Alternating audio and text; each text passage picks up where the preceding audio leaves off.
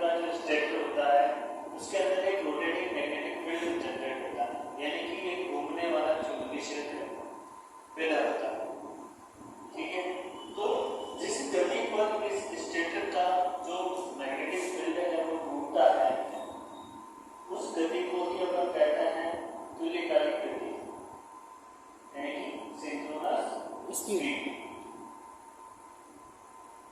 तो तुल्यकालिक मोटर के अलावा जितने भी अपनी एसी मोटर्स होती है, ऐसी इंडक्शन मोटर जो होती है, उसका रोटर हमेशा तुल्यकालिक गति से कम गति के ऊपर घूमता है। ठीक है, हमेशा इंडक्शन मोटर का जो रोटर है वो इस एनएस से कम गति के ऊपर ही घूमता है, इससे ज्यादा गति के ऊपर नहीं घूमता है। ठीक है, अगर इसके इक्वल घूमने लग जाए तो वो मोटर इंडक्शन मोटर नहीं होकर के सिंक्रोनस मोटर या तुल्यकालिक मोटर हो जाएगी। क्लियर है? ठीक है, तो तुल्यकालिक गति क्या होती है ये अपने को समझ में आ गया। इस फॉर्मूले के ऊपर बात करें तो यहाँ पे अपना ns तो है सिंक्रोनस स्पीड, f दर्शा रहा है फ्रीक्वेंसी को, p का मतलब यहाँ पे अपने फोर्स। क्लियर? तो ये अपन एक सिंपल सा कंस्ट्रक्शन बनाया है अपनी एक सिंक्रोनस मोटर का।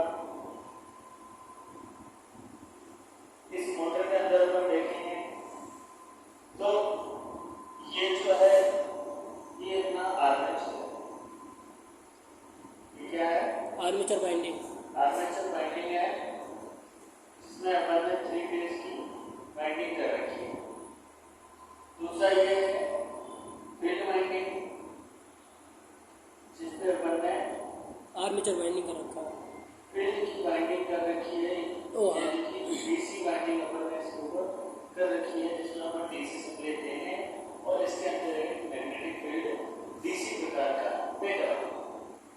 ठीक है, तो सबसे पहले अपन बात कर लेते हैं कि तुल्यकालिक मोटर जो होती है इसका कार्य सिद्धांत या वर्किंग प्रिंसिपल क्या होता है। इसका वर्किंग प्रिंसिपल होता है मैग्नेटिक लॉकिंग। क्या होता है? Magnetic locking. ये जो मोटर है ये मैग्नेटिक लॉकिंग है, चुंबकीय लॉकिंग के सिद्धांत पर काम करती है, मैग्नेटिक लॉकिंग पर।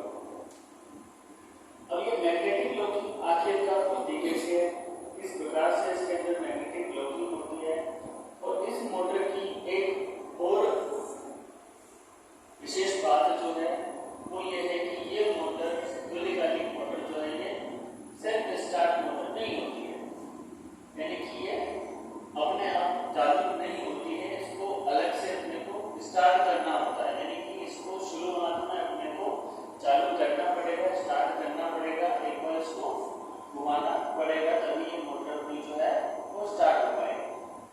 ठीक है, अब मैग्नेटिक लॉकिंग समझने से पहले अपन सिंपली इस मोटर की बात कर लेते हैं कि इस मोटर का कंस्ट्रक्शन अपन ने देखा है कि इसके स्टेटर के ऊपर जो है अपन ने 3 फेज की आर्मेचर वाइंडिंग कर रखी है और इसके रोटर पे अपन ने डीसी की फील्ड वाइंडिंग लपेट रखी है, जिसमें अपन डीसी सप्लाई देंगे।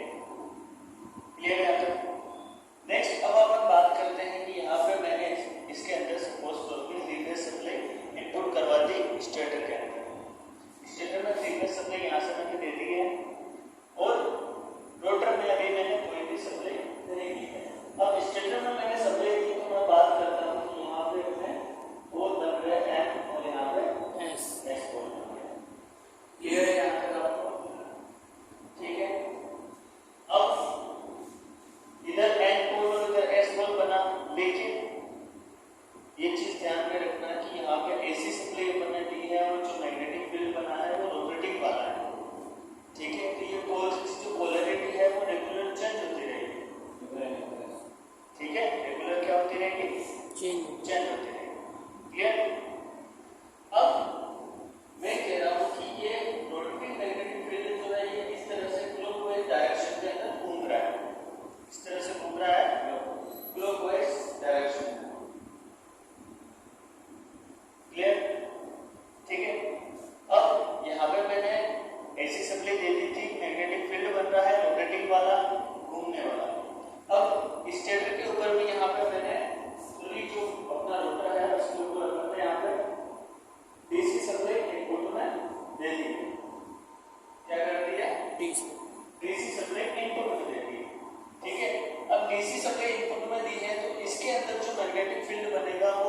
परमानेंट मैग्नेट बनेगा, स्थिर मैग्नेट बनेगा, बिना चेंज होने वाला, बिना अपनी पोलैरिटी बदलने वाला। क्लियर? यानी कि स्थिर नॉर्थ और स्थिर साउथ इसके अंदर बनेगा, जो कि आपस में इंटरचेंज नहीं होंगे। क्लियर? अब इस कंडीशन में अपन बात करें कि यहाँ पे अपना रोटेटिंग मैग्नेटिक फील्ड का जो है इस समय पर नॉर्थ पोल बना हुआ है और अपना इस रोटर के ऊपर जो फील्ड वाइंडिंग है इसका भी नॉर्थ पोल है। तो अपन ने पढ़ रखा है कि किसी भी चुंबक के जो दो समान ध्रुव होते हैं उनके बीच में कौन सा बल कार्यरत होता है? प्रतिकर्षण। प्रतिकर्षण, रिपल्सन, रिपल्सन। यहाँ पे दोनों क्या है? समान पोल है, तो यहाँ पे इनके बीच में एक प्रतिकर्षण बल काम करेगा और ये रोटर जो है हल्का सा एंटी क्लॉकवाइज डायरेक्शन के अंदर खिसक जाएगा। ठीक है? इधर दोनों एन पोल है, इधर दोनों एस पोल है, दोनों के बीच में रिपल्सन होगा, प्रतिकर्षण होगा और ये जो अपना रोटर है ये हल्का सा इधर मूव कर जाएगा। ठीक है? इधर एम का फोर्स लगेगा इसके ऊपर, इधर एस का फोर्स लगेगा और हल्का सा इधर खिसक जाएगा। ठीक है? पहली वाली कंडीशन समझ में आ गई। अब दूसरी कंडीशन जस्ट कुछ ही समय बाद में ये पोल चेंज हो जाएंगे दोनों, क्योंकि मैग्नेटिक फील्ड घूमने वाला है। अब यहाँ एस की जगह एन आ गया है और यहाँ पे अपने एन की जगह क्या हो गया है? एस। एस हो गया। क्लियर? ठीक है? अब अपना जो यहाँ पोल्स हैं वो कौन से पोल्स हो गए? दोनों अपोजिट पोल। अपोजिट पोल होगा। दोनों अपोजिट पोल है, तो अपोजिट पोल के बीच में क्या होता है ये अपने को पता है? प्रतिकर्षण। कि जब समान पोल के बीच में प्रतिकर्षण हो रहा है तो अपोजिट पोल के बीच में क्या होगा? आकर्षण होगा। सिंपल सी बात है। ठीक है? अब यहाँ पे अपन देखेंगे कि ये एन पोल और ये एस पोल, ये एस पोल और ये एन पोल, तो कंडीशन अपनी वही है कि रोटर हल्का सा इधर खिसका हुआ है। ठीक है? भले आप इसको इधर खिसका हुआ नहीं भी माने वो भी चलेगा, लेकिन अपन वही कंडीशन मानते हैं पहले वाली स्थिति कि रोटर इस तरह से अपना उधर घुमा। ठीक है? अब जैसे ही पोलैरिटी चेंज हुई इन दोनों के बीच में पहले प्रतिकर्षण था और अब क्या होगा? आकर्षण हो गया। तो रोटर जितना उधर गया था उतना वापस इधर आ जाए, यानी पहले वाली स्थिति में आ गया रोटर। ठीक है? तो ये प्रक्रिया इस मोटर के अंदर बार बार दोहराती रहेगी। तो इसी प्रकार से रोटर हल्का सा इधर मूव करेगा, हल्का सा इधर, तो इस तरह से रोटर अपनी जगह पर सिर्फ वाइब्रेशन करता रहेगा और किसी भी दिशा में घूमेगा नहीं। यानी कि ये मोटर सेल्फ स्टार्ट नहीं होगी, अपने आप इसका रोटर घूमना प्रारंभ नहीं करेगा। ठीक है? क्लियर है? अब हो सकता है आप में से किसी का क्वेश्चन ये बने कि सर इसकी स्टेटर पे अपन ने 3 फेज सप्लाई दी एसी वाली और रोटर पे अपन ने डीसी क्यों दी इसके? ये भी क्वेश्चन बन सकता है कि इसके रोटर पे भी तो अपन ऐसी दे सकते थे, रोटर के ऊपर भी अपन इसके ऐसी दे सकते थे, क्यों नहीं दी अपन ने? वो भी कंडीशन अपन लेकर के देख सकते हैं। ये अपन ने यहाँ पे सी एसी दे दी, क्या दे दी? एसी। यहाँ पे भी एसी दे दी अपन ने। अब क्या होगा? इसके अंदर भी घूमने वाला चुंबकीय क्षेत्र, इसके अंदर भी घूमने वाला चुंबकीय क्षेत्र, दोनों के अंदर चुंबकीय क्षेत्र घूम रहा है। अब इनमें इसमें यहाँ जब एन बना था इसमें भी उसी समय एन बना था, तो दो समान पोल जो होंगे उनके बीच में क्या हो गई? इंटरलॉकिंग हो गई। ठीक है? तो इस तरह से दोनों मैग्नेटिक फील्ड जो है एक साथ रोटेट करने लग जाएंगे और रोटर स्थिर रहेगा, रोटर नहीं घूमेगा। घूमेगा कौन? सिर्फ मैग्नेटिक फील्ड घूमते रहेंगे दोनों। ठीक है? इस तरह से मोटर कोई काम नहीं करेगी, इसका रोटर घूमेगा नहीं तो मैग्नेटिकल एनर्जी अपने को आउटपुट में नहीं देगा। इसीलिए अपन ने क्या करा कि एक चुंबकीय क्षेत्र को घूमने वाला बनाया और दूसरे को बनाया स्थिर चुंबकीय क्षेत्र। इसलिए यहाँ पे अपन ने क्या किया? यहाँ पे अपन डीसी सप्लाई दे दिया। क्लियर है यहाँ तक? ठीक है? तो इस तरह से अपन ने ये समझ में आ गया कि ये मोटर जो है सेल्फ स्टार्ट नहीं होती है, अपने आप चालू नहीं होती है। ठीक है? तो इस मोटर को अपन सेल्फ स्टार्ट किस तरीके से बना सकते हैं?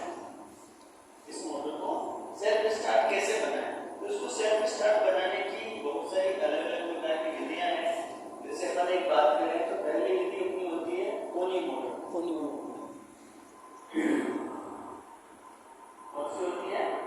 मोटर, कोनी मोटर। दूसरी होती है डीसी मोटर, डीसी मोटर,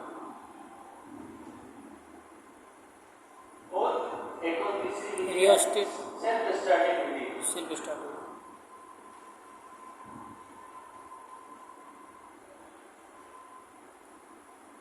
इन विधियों के द्वारा जो है अपन क्या करेंगे, इस मोटर को प्रारंभ करते हैं।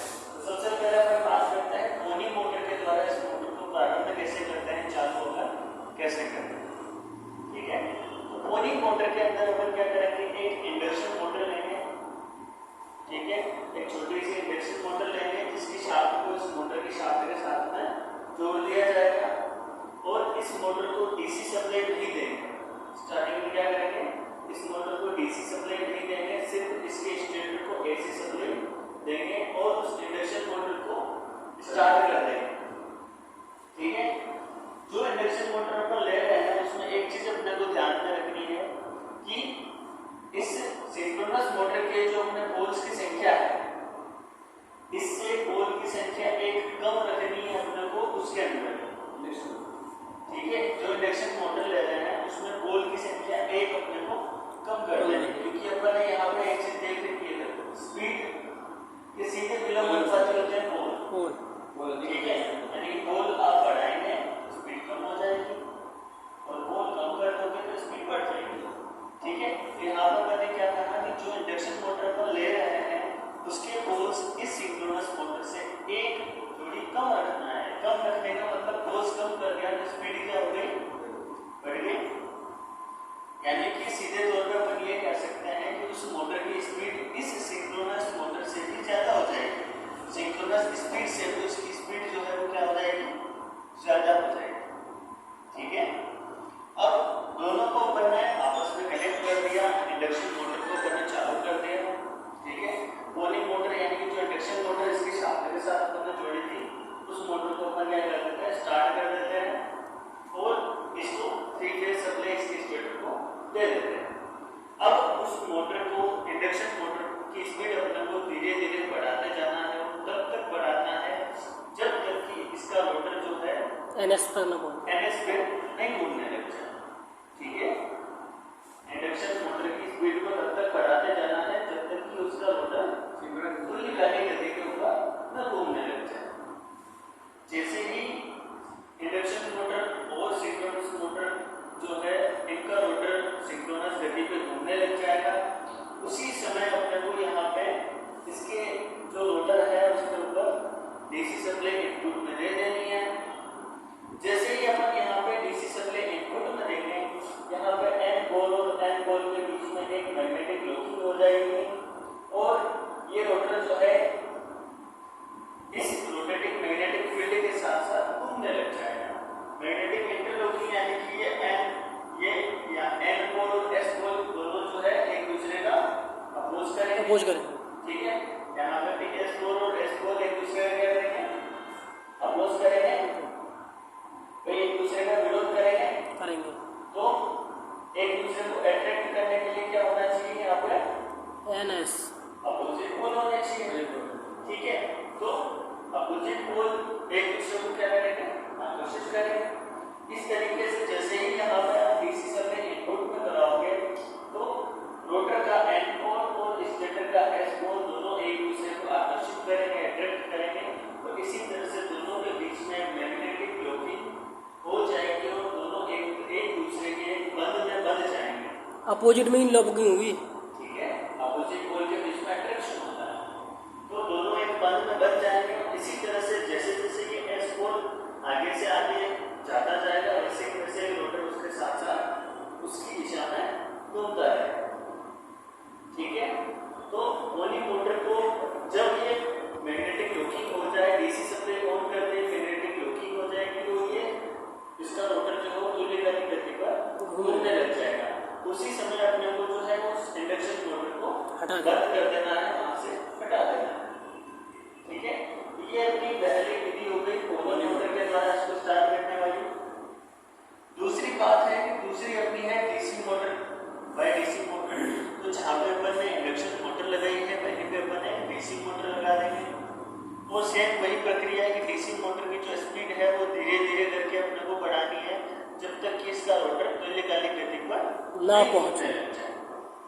जैसे ही तुल्यकालिक गति पर रोटर घूमने लगा, डीसी सप्लाई ऑन कर देंगे अपन, और डीसी ऑन करते ही दोनों के बीच में क्या हो जाएगी, इंटरलॉक। मैग्नेटिक लॉकिंग हो जाएगी। और मैग्नेटिक लॉकिंग होते ही ये मोटर तुल्यकालिक गति की तरह, तुल्यकालिक मोटर की तरह चलना प्रारंभ कर देगी और अपने आप को जो मोटर अपन ने लगाई है प्राइम मूवर के तौर पे, इसको वहां से हटा देना होगा।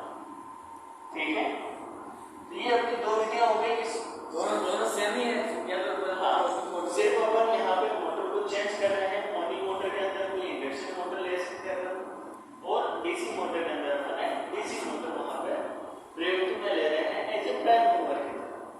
तो ये दोनों विधियां अपनी हो गई कि प्राइम मूवर लगा रहे हैं अपन, और जैसे कि किसी जनरेटर के साथ हम प्राइम मूवर लगा रहे हैं उसके रोटर को घुमाया जाता है, वैसे ही यहाँ पे किसी प्राइम मूवर के द्वारा अपन इसको रोटेट करवा रहे हैं। तीसरी विधि अपनी है सेल्फ स्टार्टिंग, यानी कि तीसरी विधि के द्वारा अपन क्या करेंगे, अपन इसी मोटर के अंदर कुछ चेंजमेंट करेंगे, कुछ ऐसा करेक्शन करेंगे कि ये खुद ही सेल्फ स्टार्ट हो जाए। ठीक है, तीसरी विधि अपनी यही कह रही है कि इसी मोटर के अंदर अपन ऐसा कुछ करेक्शन करें कि ये सेल्फ स्टार्ट हो जाए। ठीक है, सेल्फ स्टार्ट होने के लिए अपन क्या करेंगे कि इसके रोटर के ऊपर जो अपन फील्ड वाइंडिंग कर रखी है, इसके साथ साथ एक डैम्पर वाइंडिंग को लपेट देंगे।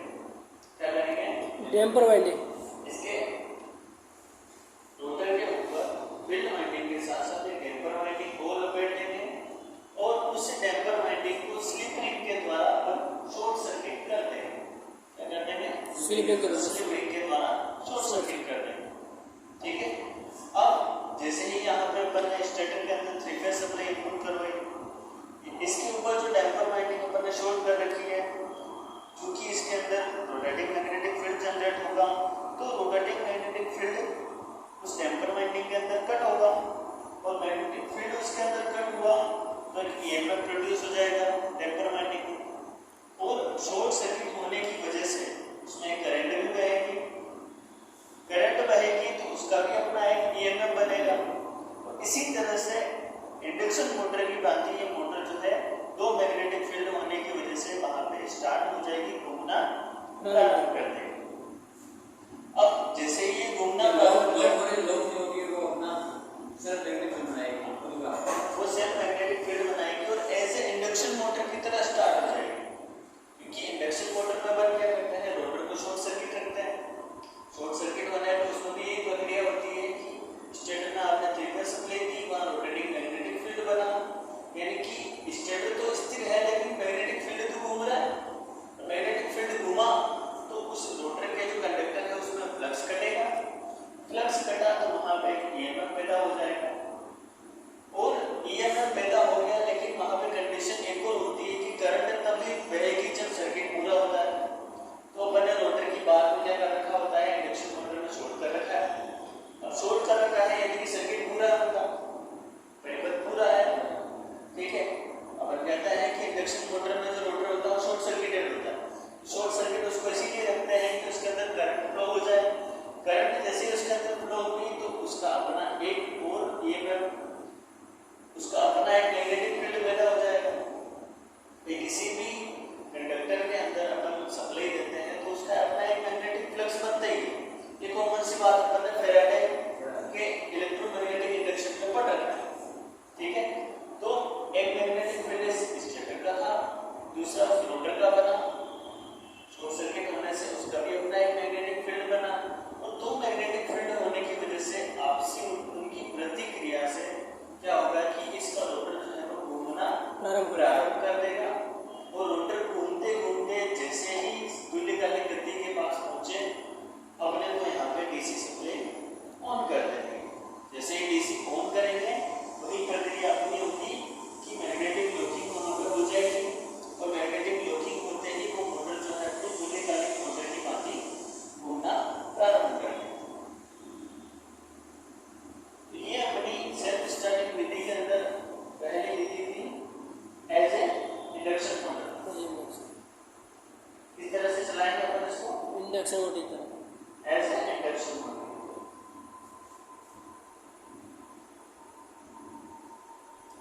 इसी के अंदर दूसरी विधि अपन काम में लाते हैं स्लिप रिंग की तरह।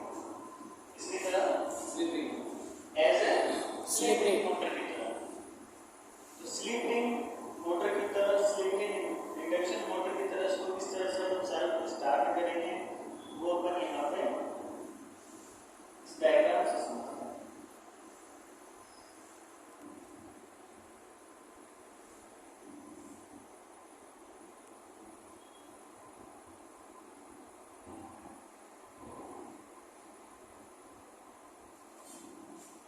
यहाँ पे अपन ने एक्सेप्टर लगा रखा है जो कि अपने को आउटपुट में क्या देगा, डीसी सप्लाई, ठीक है।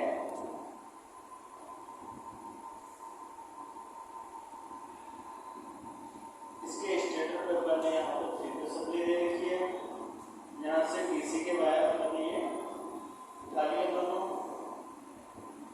अब यहाँ पे अपन एक स्विच लगाते हैं, चेंज ओवर स्विच। कौन सा स्विच लगाते हैं? Change over switch.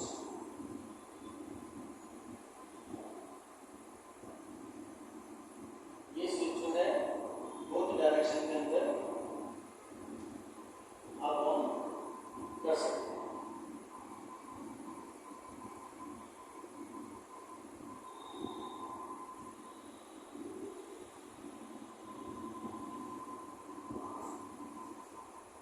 अब ये तीनों स्लिप रिंग के कनेक्शन है वो अपन चेंज ओवर पे उनको लाके जोड़ देते हैं।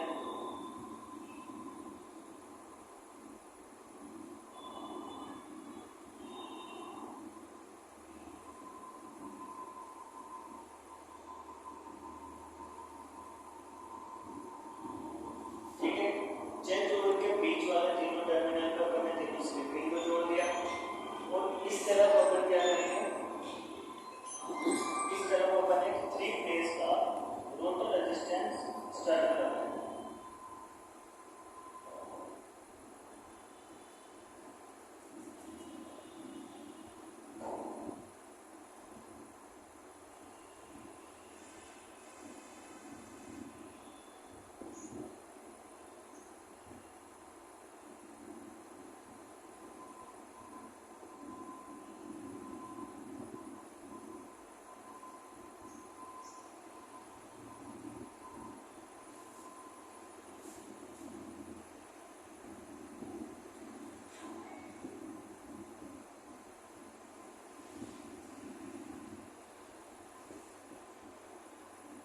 ठीक है, तो यहाँ पर अपन ने क्या किया, चेंज ओवर स्विच लगाया, चेंज ओवर स्विच के एक तरफ 3 फेज रोटर रेजिस्टेंस स्टार्टर लगाते हैं।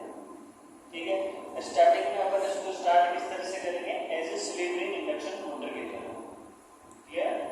अब अपन ने इस कंडीशन में क्या करेंगे, इसके रोटर के ऊपर जो स्लिप रिंग इंडक्शन मोटर होती है उसी की तरह वाइंडिंग कर देंगे 3 फेज की। ठीक है, इसको अपन ये ऐसे कह सकते हैं कि ये स्लिप रिंग इंडक्शन मोटर है, उसी को अपन सिंक्रोनस की तरह चला रहे हैं, उसी को सिंक्रोनस मोटर कन्वर्ट कर रहे हैं। वो तीनों स्लिप रिंग को अपन ने यहाँ पे चेंज ओवर के बीच वाला मेन टर्मिनल पे लाके जोड़ दिया। जो ऑक्सिलरी टर्मिनल इनके है उनको अपन ने एक्सेप्टर की डीसी सप्लाई दे रखी है यहाँ पे। ठीक है, एक तरफ से प्लस और एक तरफ से माइनस। दूसरी तरफ अपन ने 3 फेज का रोटर रेजिस्टेंस स्टार्टर यहाँ पे जोड़ रखा है। क्लियर? स्टार्टिंग के समय अपन ने स्लिप रिंग के साथ में रोटर रेजिस्टेंस स्टार्टर को जोड़ करके रखेंगे। यहाँ पे स्टेटर पे अपन ने जैसे 3 फेज सप्लाई दी, उसके बाद इसके रोटर के जो वाइंडिंग है उस वाइंडिंग के साथ में रेजिस्टेंस फुल जुड़ा हुआ है, पूरा रेजिस्टेंस जुड़ा हुआ है यहाँ पे। अब अपन क्या करेंगे कि इस रेजिस्टेंस को धीरे धीरे घटाते जाएंगे और धीरे धीरे मोटर जो है स्लिप रिंग इंडक्शन मोटर की भांति चलना प्रारंभ कर देगी। जैसे ही मोटर ने स्लिप रिंग इंडक्शन मोटर की भांति चलना प्रारंभ किया, अपन धीरे धीरे यहाँ से उसका रेजिस्टेंस कम करते जाएंगे और उसकी स्पीड को वहां तक ले जाएंगे जहां तक कि वो तुल्यकालिक गति के बराबर हो जाए। जैसे ही वो तुल्यकालिक गति के बराबर इसका रोटर घूमने लग जाए, तुरंत इस चेंज ओवर स्विच को अपने को इधर से बंद करके और इधर ऑन कर देना है। जैसे ही चेंज ओवर को इधर से इधर ट्रांसफर करेंगे अपन, इसकी रोटर वाइंडिंग के ऊपर अपने को डीसी सप्लाई मिलने लग जाएगी और जैसे ही डीसी सप्लाई वहां पहुंची, सेम वही प्रक्रिया होगी कि दोनों मैग्नेटिक फील्ड की आपस में इंटरलॉकिंग हो जाएगी और मैग्नेटिक लॉकिंग के परिणाम स्वरूप मोटर जो है अपनी तुल्यकालिक गति पर चलने लग लगेगी। जाएगी। ठीक है, तो ये अपन ने आज की अपनी इस छोटी क्लास के अंदर एक सिंक्रोनस मोटर के बारे में पढ़ा। उस मोटर को किस तरह से अपन स्टार्ट करते हैं, किस तरह से वो सेल्फ स्टार्ट नहीं होती है और इसकी बनावट कैसी होती है। यहाँ से डीसी नहीं होती। ये डीसी इसकी शाखा के साथ अपन एक एक्साइटर जोड़ रखा है। ये कह सकते हैं ये डायनामो है, छोटा डीसी जनरेटर है। जैसे ये घूम रही है इसके साथ साथ इसका रोटर भी घूम रहा है। अब यहाँ से अपन स्टार्टिंग में ये तीनों स्लिप रिंग इन तीनों पॉइंट पे जुड़ रहा है क्योंकि बीच वाला पॉइंट है और इसको कौन इस तरफ कर रखा है यानी कि रोटर रेजिस्टेंस स्टार्टर के साथ जोड़ रखा है। इस वर्तमान कंडीशन में अपन इसको कह सकते हैं कि स्लिप रिंग इंडक्शन मोटर है। यहाँ पे भी 3 सप्लाई दी है और यहाँ पे 3 वाइंडिंग है, तीनों को अपन ने रोटर रेजिस्टेंस से जोड़ रखा है। अब उधर 3 फेज सप्लाई काउंट करेंगे, धीरे धीरे रेजिस्टेंस को कम करते जाएंगे और मोटर घूमना प्रारंभ कर देगा। ठीक है, तो जैसे ही मोटर घूमेगी एक्साइटर भी घूमेगा, एक्साइटर घूमेगा तो आउटपुट में आपको डीसी प्रदान करेगा यहाँ पे इस वाले पॉइंट। ठीक है, यहाँ पे अपन ने क्या किया, 3 वाइंडिंग के 3 पॉइंट थे, 3 में से 2 को कॉमन कर दिया, 2 को कॉमन कर दिया और एक में नेगेटिव यहाँ पे अपन दे देंगे। इस तरीके से रोटर रेजिस्टेंस को कम करते जाएंगे और मोटर की स्पीड को धीरे धीरे बढ़ाते जाएंगे। जैसे ही वो तुल्यकालिक गति के बराबर पहुंचे वैसे अपने को चेंज ओवर को उधर ऑन कर देना है और चेंज ओवर इधर करते ही अपने को मोटर को डीसी सप्लाई मिलने लग जाएगी। मोटर के रोटर को डीसी मिलने लग जाएगी। डीसी सप्लाई भी तो स्लिप रिंग के द्वारा मिलेगी इसे मतलब डीसी सप्लाई उसको स्लिप रिंग के द्वारा मिलेगी। स्लिप रिंग के लिए अपन ने पहले ही पढ़ रखा है। स्लिप रिंग का सिंपल सा फंडा है, जिसको बिल्कुल सीधा सिंपल आदमी है कि जैसे उसको आप दोगे वैसा वो आगे ट्रांसफर कर देगा। कन्वर्ट करने का इसका कोई काम नहीं होता, कन्वर्ट सिर्फ करता है कम्यूटेटर। क्लियर? तो इस क्लास के अंदर और आपका कोई डाउट हो इनके अलावा या इनमें से कोई चीज नहीं समझ में आए या कोई डाउट हो तो पूछें।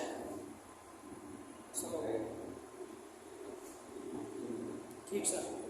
ठीक है, तो अपना अमूल्य समय देने के लिए आपका बहुत बहुत धन्यवाद। आपने हमें ध्यान से सुना, इसके लिए आपका बहुत बहुत आभार। आप मिलते हैं शॉर्ट ब्रेक के बाद। Yes sir.